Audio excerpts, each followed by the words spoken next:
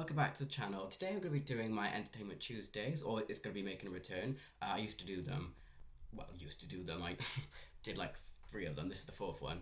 But the last one I did was over 6 months ago, but seeing as I'm coming back and doing more reactions and soon to be reviews, I thought I'd just bring back the Entertainment Tuesday as well and keep going with that kind of thing. So what these videos are for, in case you haven't watched any of the other ones, but feel free to, they are like bite-size, kind of videos about the entertainment industry and the news of the week from Tuesday to Tuesday, based on what I see and what I think is good enough for me anyway to talk about, things I'm looking forward to or the things that I found interesting enough to speak about on these Entertainment Tuesdays. So they just cover TV shows, movies, sometimes games, but mostly just entertainment news. So I think we'll just get onto our first story, which I consider to be the biggest one of this week anyway, which is Jurassic World 4, and that's called Jurassic World Rebirth.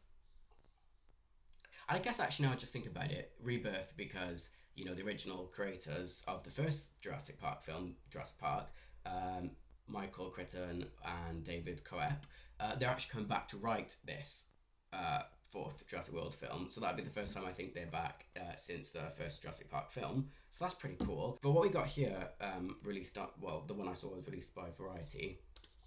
What we've got is a first look at the characters played by Scarlett Johansson and Jonathan Bailey, and Jonathan Bailey is going to be a paleontologist, which is kind of really cool. I think that's actually the first paleontologist we have, because normally it's Ellie being the paleontologist and Alan was for Jurassic Park the hero, and now we've got the roles reversed, and Scarlett Johansson is playing a character called Zora Bennett, and she's kind of like the skilled operative, whereas Jonathan Bailey is the paleontologist, which I think is really cool, and I can't wait to see that.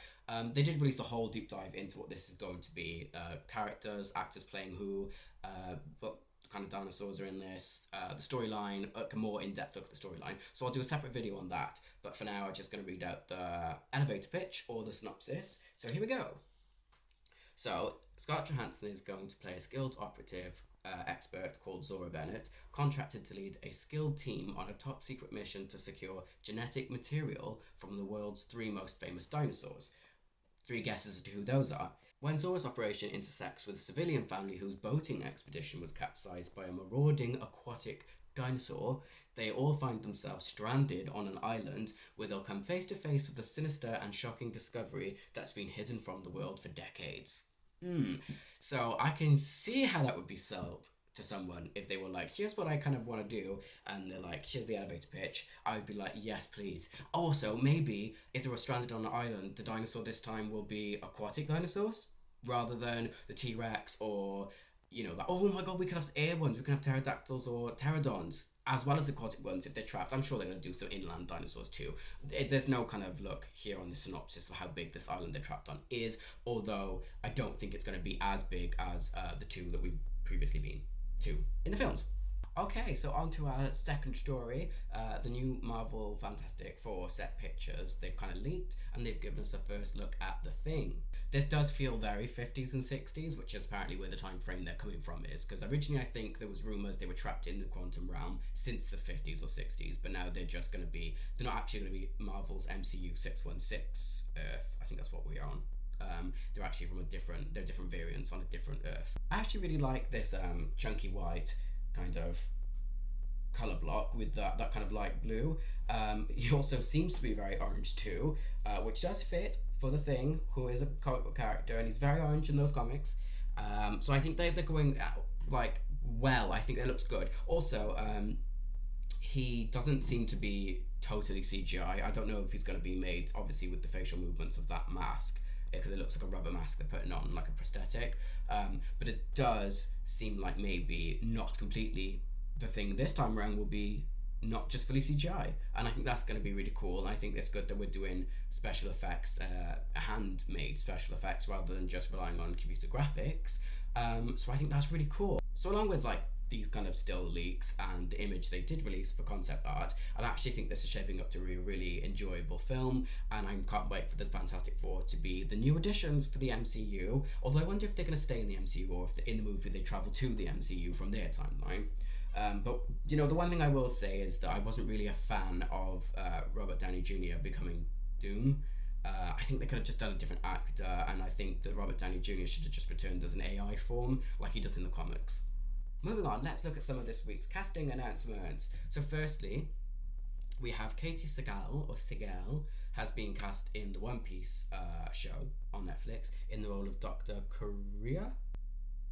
That person. A role originally offered to Jamie Lee Curtis, who turned it down due to a busy schedule. So I would like to ask, did that schedule include Borderlands? Because that movie was a big old flop. And it seems Curtis should have maybe made room in her schedule for the One Piece show.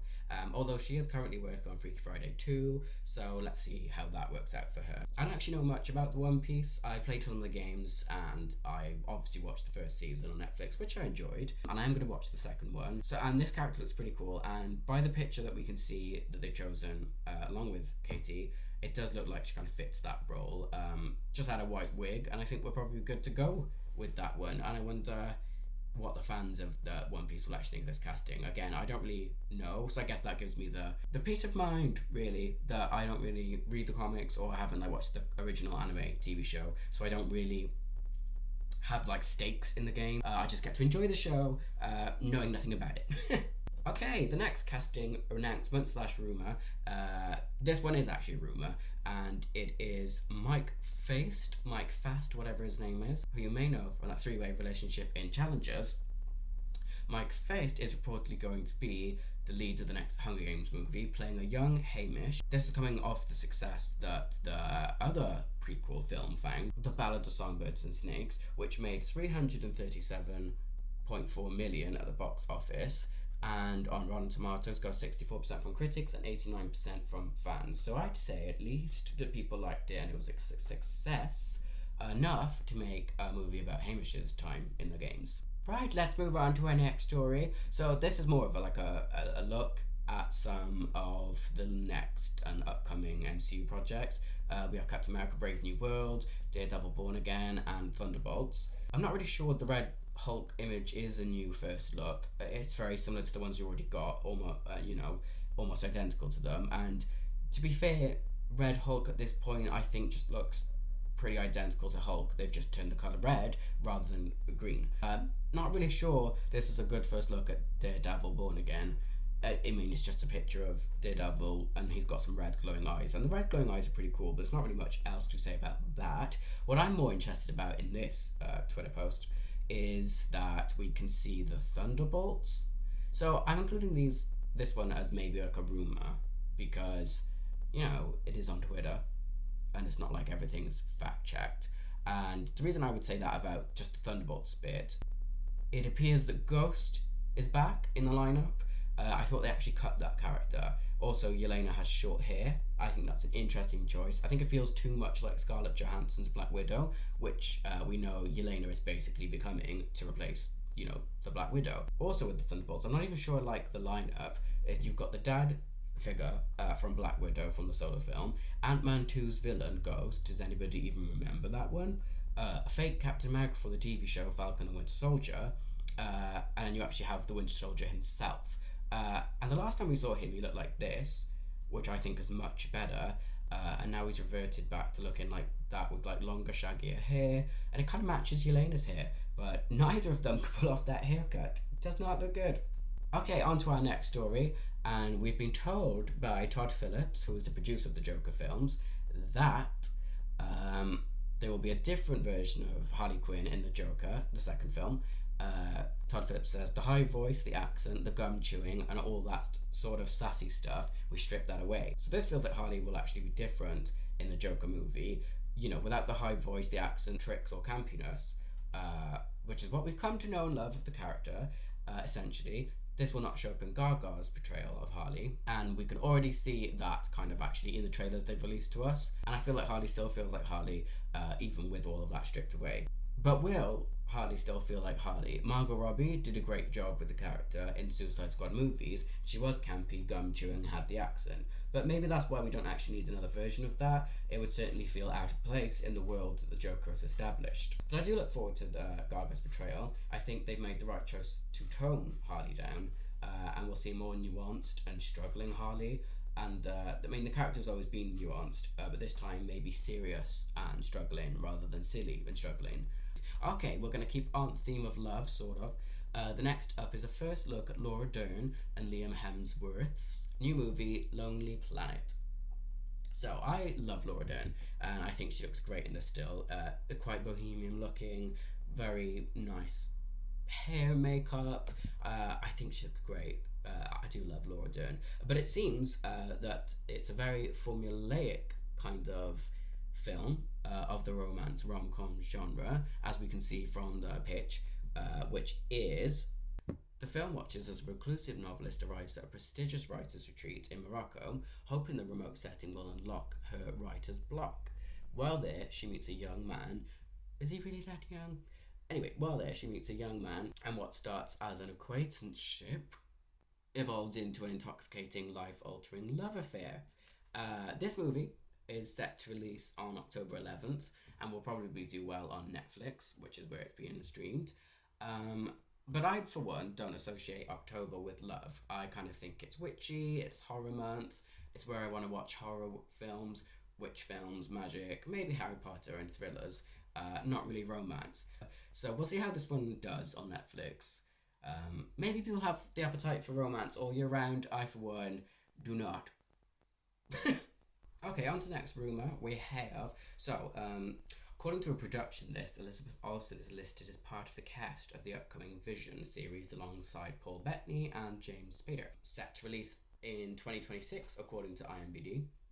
However, on IMDb, there is no mention at all of Olsen in the cast. This doesn't mean that Olsen isn't going to be publicly confirmed. You know, Kevin Feige does like to keep some secrets under that cap of his. It is, if though this is true, that would mean that the Scarlet Witch isn't dead, which I know as fans all think anyway, as we're hoping she'll show up in the Agatha TV series. If she doesn't show up there, though, it does mean the next time we'll see Scarlet Witch is in 2026, which is quite the ways off. And now on to another tidbit. Shailene Woodley has confirmed that Big Little Lies is happening. She's the next cast member to confirm it's happening, which we know is happening anyway. But it seems that Nicole Kidman and Reese Witherspoon are the ones who are completely in the know, and the other cast don't yet know how far the show has come along. Certainly not Shailene Woodley. So on IMDb, they have changed the date of the runtime, like from when shows begin and end. They've gone 2017 to 2025 now. So hopefully that means our third season will be in 2025. It probably will be the final season too. I don't imagine anything more can come from this show, especially since Leon Moriarty, which is the author of the Big Little Lies book, she only had one book, she's now three. So they are stretching the storyline here. And from the end of the second season, when they all went into the police station to admit what they've done, this third season can only be the fallout of doing that and confessing to killing that guy, whose name I've forgotten, it's been a while. So I guess that would be it, and then at the end of the third season, it'll be the repercussions of their actions on that one, and probably a trial as well. So yeah, I would see how that could be like the end of that TV show. And that does make sense. But 2025 on IMDb, which means that it's soon, so they should start getting trailers and scripts, and there should be some movement come in, probably by the end of this year, especially if they are set to release in 2025. Okay, so speaking of final seasons, our next bit of news involves the White Lotus. So Natasha Rothwell has teased that season 3 will be the final season, saying, and this is the final season, it's bigger, it's more insane. I personally, and again, I'm biased, but I think this is the best one yet. So I'm not sure why this is the last one of this TV series. They could keep going. They could just keep doing a new country, a new fancy hotel, and a new set of entitled rich people who kill each other. It's a good formula. It's classic story of whodunit, it's murder mystery, and I don't know why the third season would be the final season. So they've either run out of ideas, or they just don't want to make a fourth one, and then if it goes bad, you know, the legacy will be that they made 4 such TV series and the fourth one wasn't good, especially if they think they've nailed it with this third and final season. But again, I think that's a shame. I think they could just keep going on. It is also silly, I think, that they prematurely killed Jennifer Coolidge's character, especially in the way that they did, although that was kind of fitting for Jennifer Coolidge's character. But I think she should have been in season 3, and I think they could have explored her more in depth there, because she was such a tragic character. I did love her, so tragic. They could have given her a nice ending, but no, they didn't. They took it away from her, and then they took White Lotus away from us after 3 seasons, allegedly. Alright then, to wrap up this Entertainment Tuesday before I run out of hours in my day and have to release this on Wednesday instead of on Tuesday, which would be stupid, we have our final story, and this story actually came out today, and it is that Sir Ian McKellen has said that the producers better be quick if they want him to return as Gandalf in the new Lord of the Rings movies. So I heard about like a rumor that Peter Jackson was making more movies. I just assumed it was the animated one that's coming out in December, not like live action movies again. And it seems that they are going to be doing that, and Peter Jackson is doing more movies, you know, plural, because Ian McKellen said in that interview, he mentioned films, plural, not just one. So I would like to know what the story will be about, though, because we've done The Hobbit and we've done The Lord of the Rings, and we're currently doing the story of how the rings even came into creation on Amazon Prime with the Lord of the Rings, Rings of Power TV show. So what exactly is left to actually cover? Are we going to do a Gandalf origin story? Why are we doing it now? Is it because there's some success over on Amazon with the Rings of Power and they want to replicate that again with films? But why dredge this all up? I guess that would be my question. Again, with Gandalf returning and Ian McKellen returning as Gandalf, where are you going with these stories? What are we doing with those stories? But anyway, I do hope they hurry up and be quick about it, because it would be great to see Ian McKellen as Gandalf. I don't think anybody else could do the role quite like he can. Okay, that's this week's Entertainment Tuesday. I'm not sure if I'll do one next week. It depends on how much news actually gets released within the weeks. I also have a lot of Lord of the Rings, Rings of Power TV show episodes to do a review on. I've got all my notes ready. In my notes here, as you can see. So, I have those to go, so I'm not sure about Entertainment Tuesday. I maybe do one next week if I have the time for it. Hopefully, though, but again, it depends on which kind of news is released during the week, and if there's anything good enough to put in to an Entertainment Tuesday video. But hopefully it won't be 6 months until the next one. Okay, then, that was this. I shall see you next now in either the Jurassic World Rebirth video I make, which will be like an in-depth dive into that press statement release, whatever, or it will be a trailer reaction, probably for something coming out soon. Alright then, bye!